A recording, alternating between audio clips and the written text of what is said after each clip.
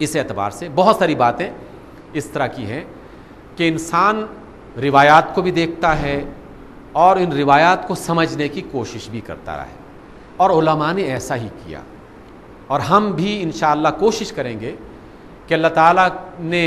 دین اسلام کو جس طریقے سے ہم تک پہنچایا، اور اس دین اسلام کو جن مختلف ائمہ نے اپنے اپنے طریقوں اور مذہبوں کے ذریعے سے ہم تک پہنچانے کی کوشش کی، اس امانت کو ہم بھی جاننے کی کوشش کریں، اور جس بہتر انداز میں ہم جاننے کی کوشش کریں گے، ہماری آئندہ آنے والی نسل اتنی ہی زیادہ بہتر انداز میں اس کو مزید جاننے کی کوشش کرے گی۔ یہ ایک مسلسل عمل ہے، ایک جنریشن سے دوسری جنریشن کی طرف جانے والا، اور یہ ایک صدقہ جاریہ ہے۔ میں ایک بات سمجھ کے آپ تک پہنچا رہا ہوں،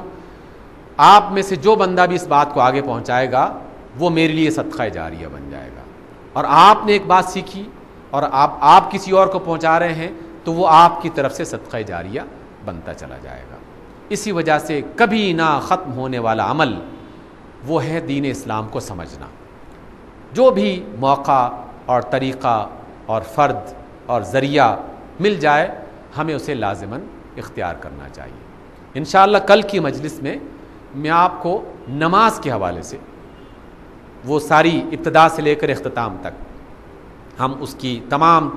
ارکان کو اور کاموں کو دیکھیں گے، اور اس میں جو تھوڑے بہت اختلافات روایات اور سمجھ کے اعتبار سے پائے جاتے ہیں وہ میں کوشش کروں گا کہ آپ کے سامنے رکھوں، اور اس حوالے سے آپ کے ذہن میں جس طرح کی بھی کوئی الجھنیں یا سوالات ہوں وہ آپ کر سکتے ہیں۔ انشاءاللہ باہم مل کر دین اسلام کو سمجھنے کے عمل اس کو آگے بڑھائیں گے۔ اقول قولی ھذا واستغفر اللہ لی ولکم۔ آپ کے ذہن میں اگر کوئی سوال یا کوئی بات آپ کہنا چاہتے ہوں یا پوچھنا چاہتے ہوں تو حاضر ہوں انشاءاللہ۔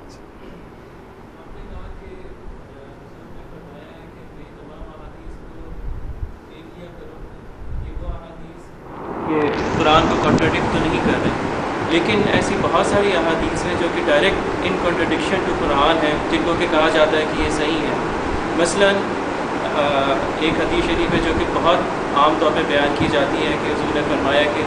دنیا مسلمان کے لیے قید خانہ ہے، مومن کے لیے قید خانہ ہے، اور کافر کے لیے جنت ہے۔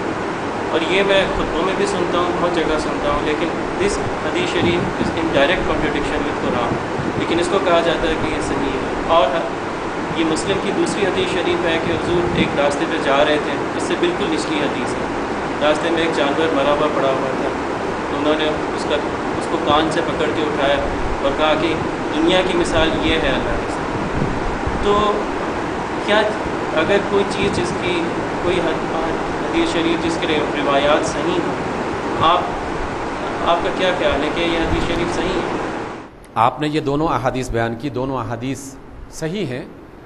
البتہ وہ جو میں نے ابھی ابتدا میں تھوڑی سی بات کہی تھی کہ سمجھ اور اس کی وضاحت اور فقہ میں اختلاف ہو سکتا ہے، اور وہ اختلاف جو مجھے یہاں فوری طور پر محسوس ہوا اور میں نے بعض جگہوں پر اس کو پڑھا بھی، یہ کہ یہ قرآن مجید سے دونوں احادیث اختلاف نہیں کرتی، یہ کنٹراڈکٹ نہیں ہے۔ کیوں کنٹراڈکٹ نہیں ہے؟ اس وجہ سے کہ جب اللہ کے رسول صلی اللہ علیہ وسلم دنیا کی مذمت کرتے ہیں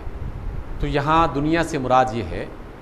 وہ شخص جو آخرت میں کامیاب ہونے کی نیت سے کام نہیں کر رہا، بلکہ اس کے تمام تر کاموں کا صرف اور صرف نقطہ نظر یا مطمع نظر یا اس کا ارادہ صرف اور صرف دنیا میں کامیاب ہونا ہے۔ اس جی مومن کی نہیں، وہ جو احادیث ہے نا اس کا جو ریفرنس آپ کو ملتا ہے اس کا، یا پہلے میں نے وہ جو جانور کی والی بات ہے میں اس کی بات پہلے وضاحت کرتا ہوں، پھر مومن کی بات میں وضاحت کرتا ہوں دوسرے، کیونکہ مومن کی حدیث کی تشریح ایک دوسری بھی آ رہی ہے۔ پہلی بات ہے کہ جہاں مذمت کی گئی ہے دنیا کے طلبگاروں کے لیے، اس میں لفظ عام ہے، اس میں اہل ایمان کا تذکرہ نہیں ہے، کہ جس میں کہا گیا کہ دنیا اس لاش کی طرح ہے اور اس کے طالب جو ہیں وہ جس طرح اس لاش کو بموڑنے والے مختلف درندے ہوتے ہیں ان کی طرح ہیں، بلکہ بعض روایات میں کتے کا لفظ بھی اس میں استعمال کیا گیا۔ یہ لفظ ہے یہ عمومی ہے کہ جو دنیا میں مال و دولت صرف جمع کرنے کے لیے یا اقتدار اور دنیا کی راحتیں حاصل کرنے کی ہوس میں مبتلا ہیں، اللہ تعالیٰ کی رضا یا اللہ تعالیٰ کا دین یا اللہ تعالیٰ کے رسول صلی اللہ علیہ وسلم کی منشا یا ان کی مرضی پر عمل کرنا یہ ان کے مقصد میں شامل نہیں ہے. حتیٰ کہ وہ لوگ چاہے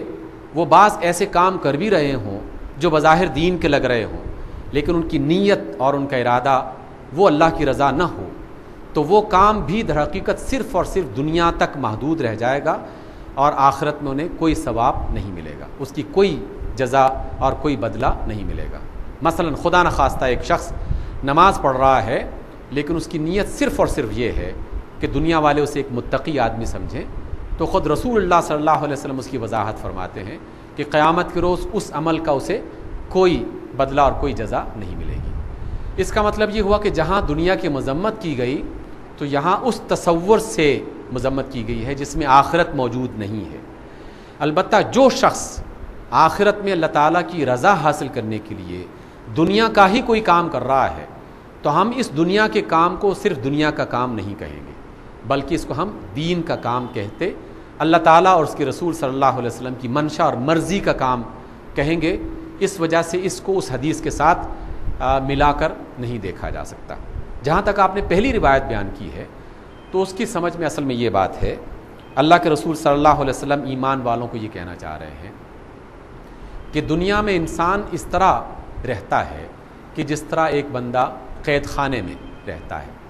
کیونکہ دنیا اصل اس کا مقام اور منزل مقصود نہیں ہے. دنیا محض ایک سفر کی جگہ، ایک عمل کا میدان اور ایک فرصت اور مہلت اور وقت ہے جو اسے دیا گیا ہے. اصل منزل یقیناً یہ نہیں ہے، محض ایک سفر ہے جس کی وضاحت اللہ کے رسول کی دیگر احادیث بھی کر رہی ہے کہ تم اس دنیا سے اس طرح گزرو کہ جیسے ایک سفر کرنے والا گزرتا ہے. اور جس طرح کوئی بھی قیدی جیل میں رہنا پسند نہیں کرتا، اسی طریقے سے کوئی بھی شخص یہ بات پسند نہیں کرے گا مومن کہ وہ دنیا میں ہی ابدی زندگی گزارنا شروع کر دے اور اسے اللہ تعالیٰ کے ہاں جانے کا موقع نہ ملے.